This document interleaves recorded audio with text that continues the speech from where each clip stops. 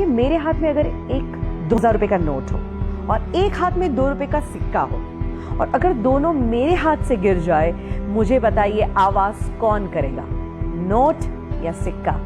Of course सिक्का। चिल्लर ही आवाज किया करते हैं। जब वैल्यू बढ़ जाती है तो ऐसी आवाजें नहीं होती। दैट मीन्स आप कनेक्ट कर सकते हैं अपनी लाइफ में। जो लोग आपको बार बार नेगेटिव बोलते हैं, कोसते हैं, समझ लीजिएगा वो चिल्लर है। तुम्हें अपना वैल्यू बढ़ाना है। क्रिकेट का खेल चल रहा हो, प्लेयर्स खेल रहे हैं और ऑडियंस चीयर अप कर रही है, चिल्ला रही है, शायद कई बार ताने भी मारती है, सुनाती भी है, आवाज तो करती ही रहती है। कोई भी खेल में आवाज कौन करता है? प्लेयर्स आवाज करते हैं कि ऑडियंस आवाज करती है? ऑफ कोर्स ऑडियंस आवाज करती है। दैट मीन्स अगर आपकी जिंदगी में बहुत लोग आवाज करने लगे तो समझ लीजिएगा आप सच्चे खिलाड़ी हो और वो अभी भी ऑडियंस ही है।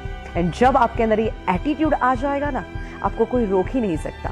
तो आज मैं आपको यही कहना चाहती हूँ कि दिल की आवाज जरूर सुनो एंड ऑफ कोर्स एक एटीट्यूड अपनाओ जिसे हम कहते हैं नेवर गिव अप।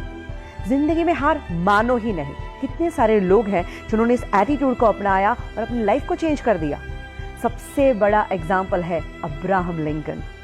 दोस्तों, उनकी जिंदगी से इतना इंस्पिरेशन मिलता है क्योंकि जो बंदा गरीबी में जन्म लेता है, इतनी तकलीफें भुगतता है, इतनी हद तक वो डिप्रेशन में चले गए थे कि कुछ समय तो उनके जीवन का ऐसा बीता कि अगर कहीं चाकू छुरियां है तो वो वहां से चले जाते थे क्योंकि उनको ये डर था कि कभी मैं वो चाकू उठा के अपने आप को मार न दूं।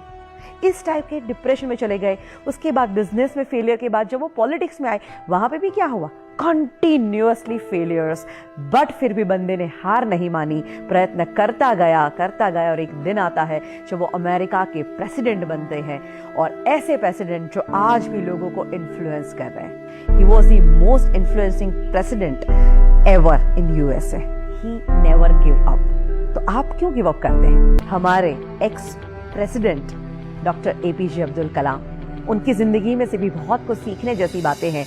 वो पायलट बनना चाहते थे और वो इंटरव्यू देने के लिए गए थे, और जब रिजल्ट आता है 9 लोग थे, 8 लोग सिलेक्ट हो जाते हैं और वो अकेले बंदे थे जो रिजेक्ट हो जाते हैं।